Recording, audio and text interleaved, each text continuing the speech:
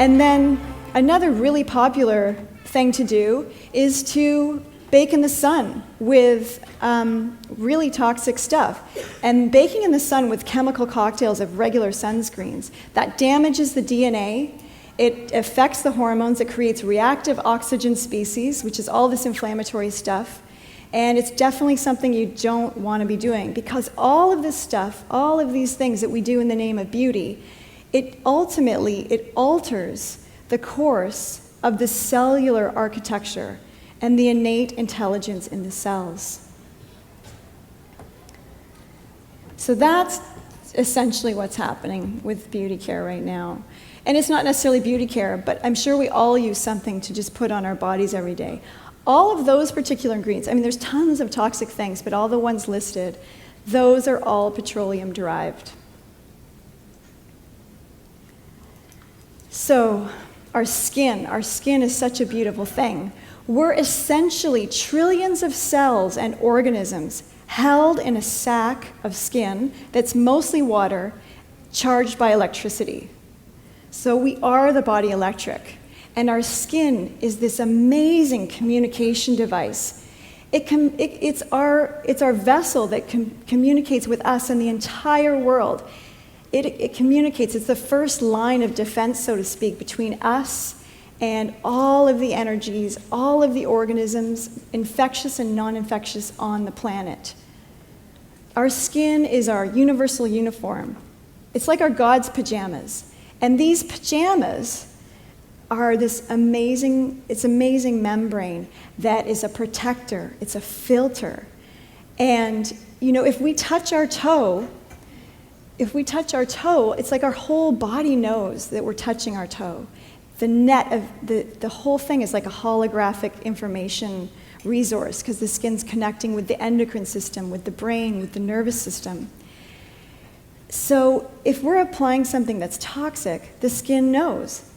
And it gets confused because, you know, one hand's applying something, and then the whole rest of the body is sending forth signals that it's dangerous. And if you actually put on a petroleum or a toxin, the skin sends forth hydrophilic energies to block that toxin. Same thing if a bacteria or something foreign's coming in. It's all holographic, and the skin is really working for you. It's your largest, it's a huge, huge part of your immune system.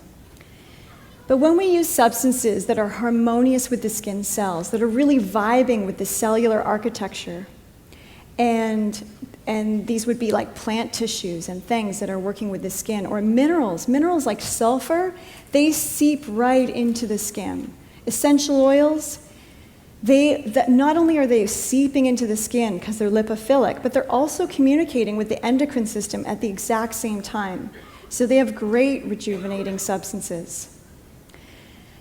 But the main cause, back to the inflammation, the main cause is this inflammation, because the inflammation causes things, it causes the tissue, the actual tissue, to get, to lose all its connectedness.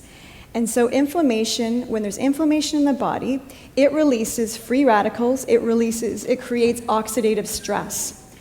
And what this oxidative stress does is it tells this molecule, if this were like a story with superheroes and stuff, there's a molecule, a pro-inflammatory master molecule called NFKB, which I think is totally irrelevant what it's called, but it's fun.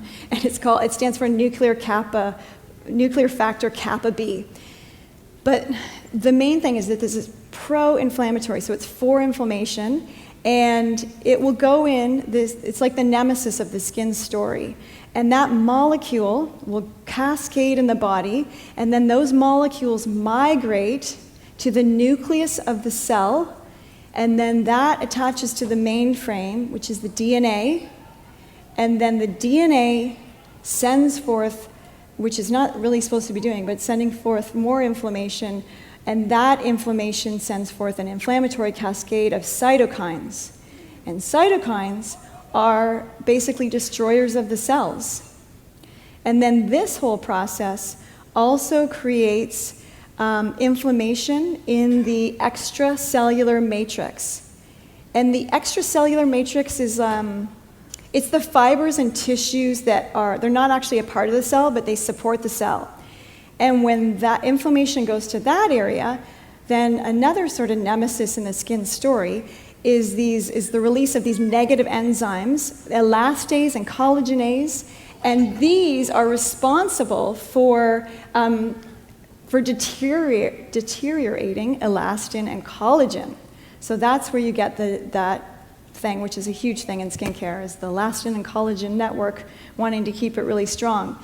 So the basic thing would be to work with substances that inhibit inflammation and inhibit all this inflammatory cascade. So when we work with solutions, the solutions would come from nature, of course, the elements, and Daniel talked a lot about that yesterday.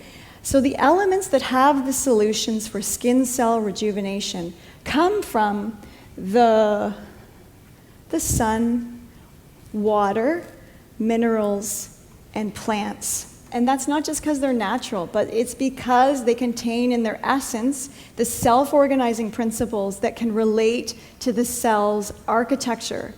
And that is key. They've got active ingredients with self-organizing principles that will work with your cells. Toxins, petroleum, things that are processed are completely bereft of any self-organizing principles. So the sun is responsible for so many beautiful things on the planet, and there's been a lot of fear about the sun. But I do want to say that it's good to know that your body was designed to be exposed to the rays of the sun, and your skin has everything necessary in it to produce and extract beneficial nutrients from the sun. Yeah.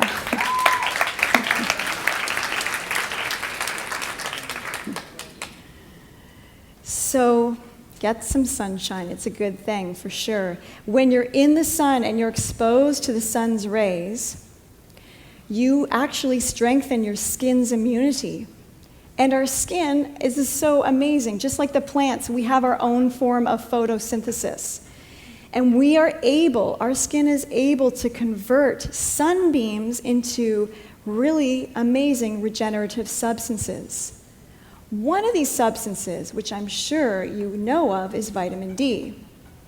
And that's a really important thing. But what you may not know is that exposure to the sun with the skin also produces two types of sulfur.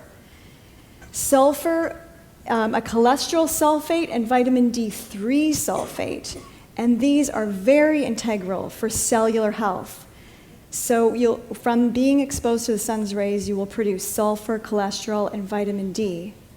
And these, again, they boost the skin's immunity and they help cellular health. Taking oral vitamin D3 supplements is a wonderful thing to do, and we're really aware of those benefits, I hope by now. And that is a great thing to do. But vitamin D3 in an oral care supplement is fat soluble and it's unsulfured.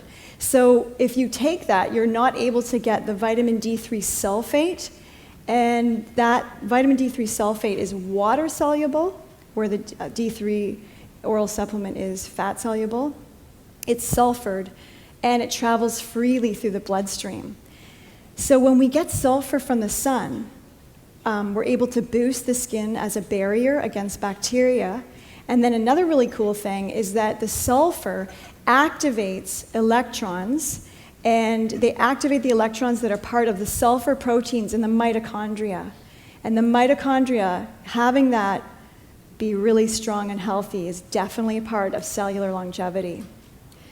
So definitely you want to be avoiding petrochemical sunscreens completely, because they inhibit the rays of sun from the beautiful heavenly body that the sun is, that can really be speaking and communicating to your body.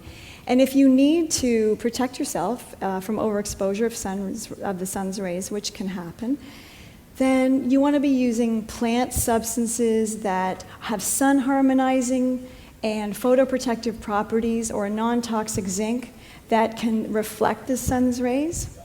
Or you can just wear a hat, keep it simple. So that's the sun, and I love discovering new things about it, especially in relationship to skincare, because there's just so much. It's just like, stay out of the sun, and then wear this crazy, crazy petroleum stuff that you're baking in, and baking those chemicals into your body. It's also, there's so many studies out there, but there's also studies that show that indoor workers get more skin cancer than like outdoor workers that are outdoor all day long. And the studies keep going, like fluorescent lighting causes more skin cancer than the sun. So lots to look at so that we can really undo that little piece of information that's been really sent into our brains. The other thing, of course, is water. Water is so great. And water, when it's pure, is beautiful. Each cell is 95% water. So it's like the amount of water in our cells is really what helps our skin be soft and supple. And it also, enhances cell-to-cell communication. Obviously, it's totally integral to the cell with being such a high water content. Dehydration, which I'm sure many of you are right now being in the hotel, but there's lots of great water suppliers here of some of the purest water available. But dehydration is actually something that can accumulate over a lifetime. So if you have to undo dehydration, you really want to set out that intention to undo the path of dehydration, because dehydration on a cellular level can cause dryness of the skin, it can lead to sagging skin, and even dark circles under the eyes.